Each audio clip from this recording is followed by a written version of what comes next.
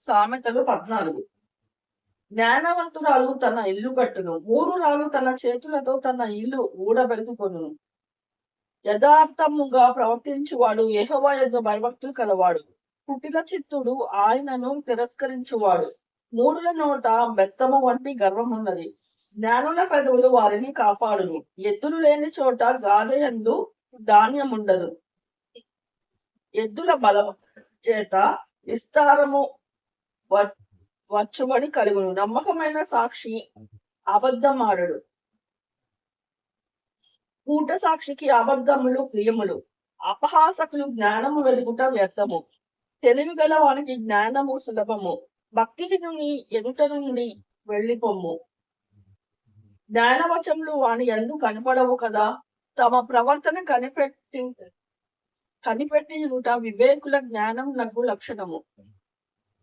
మోస కృత్యములే బుద్ధిహీనుల కనపరచు మూఢత.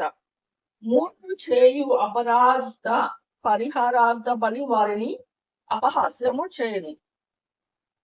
యథార్థవంతులు ఒకరి యందు ఒకరు దయచూపుదురు. ఎవరి దుఃఖము వాని హృదయమునకే తెలియను.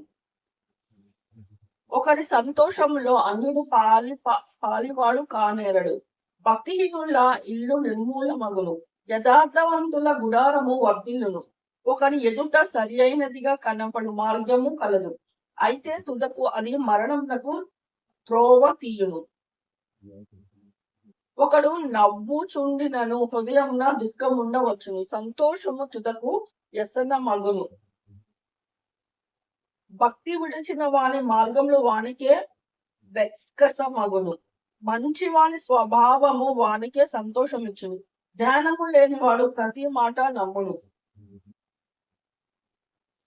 వివేకి వాడు తన నడతలను బాగుగా కనిపెట్టును. జ్ఞానము కలవాడు భయపడి కీడి నుంచి తొలుగును. బుద్ధిహీనుడు విర్రవీగి నిర్భయముగా తిరుగును. త్వరగా కోపపడు వాడు మూఢత్వము చూపును. దుర్యోచనలు కలవాడు ద్వేషించబడును. జ్ఞానము లేని వారికి మూఢత్వమే స్వాస్థ్యము. వివేకులు జ్ఞానము కిరీటముగా ధరించుకొందురు. చెడ్డవారు మంచివారి ఎదుటను, భక్తిహీనులు నీతిమంతుల తలుపు నొద్దను వంగుదురు. దరిద్రులు తన పొరుగు వారికి అసహ్యులు. ఐశ్వర్యవంతుని ప్రేమించువాడు అనేకులు, తన పొరుగువాని తిరస్కరించువాడు పాపము చేయువాడు. బీదలను కటాక్షించువాడు ధన్యుడు. కీడు కల్పించువాడు తప్పిపోదురు. మేలు కల్పించువాడు కృపా సత్యములు నొందుదురు. ఏ కష్టము చేసినను లాభమే కలుగును. వట్టి మాటలు లేమిడికి కారణములు. జ్ఞానుల ఐశ్వర్యము వారికి భూషణము. బుద్ధిహీనుల మూఢత్వమే. నిజము పలుకు సాక్షి మనుషులను రక్షించును. అబద్ధములాడు వాడు వట్టి మోసగాడు. యెహోవా యందు భయభక్తులు కలిగియుండుట బహుధైర్యము పుట్టించునది. అట్టి వారి పిల్లలకు ఆశ్రయ స్థానము కలదు. యెహోవా యందు భయభక్తులు కలిగియుండుట జీవపు ఊట. అది మరణ పాశములలో నుండి విడిపించును. జన సమృద్ధి కలుగుట చేత రాజులకు ఘనత వచ్చును. జన క్షయము రాజులకు వినాశకరము. దీర్ఘశాంతము కలవాడు మహావివేకి. ముంగోపి మూఢత్వమును బహుమానముగా పొందును. సాత్వికమైన మనసు శరీరమునకు జీవము. మత్సరము ఎముకలకు పుండు. దరిద్రుని భావించువాడు వాని సృష్టికర్తను నిందించువాడు.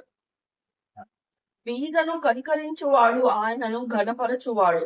అపాయము రాగా భక్తిహీనుడు నశించును. మరణకాలమందు నీతిమంతునికి ఆశ్రయము కలదు. తెలివి కన వారి హృదయం నందు జ్ఞానము సుఖ నివాసము చేయును. బుద్ధిహీనుల అంతరంగంలో ఉన్నది బయటపడును. నీతి జనములు ఘనతకెక్కుటకు కారణము. పాపము ప్రజలకు అవమానము తెచ్చును. బుద్ధి సేవకుడు రాజులకిస్తుంది.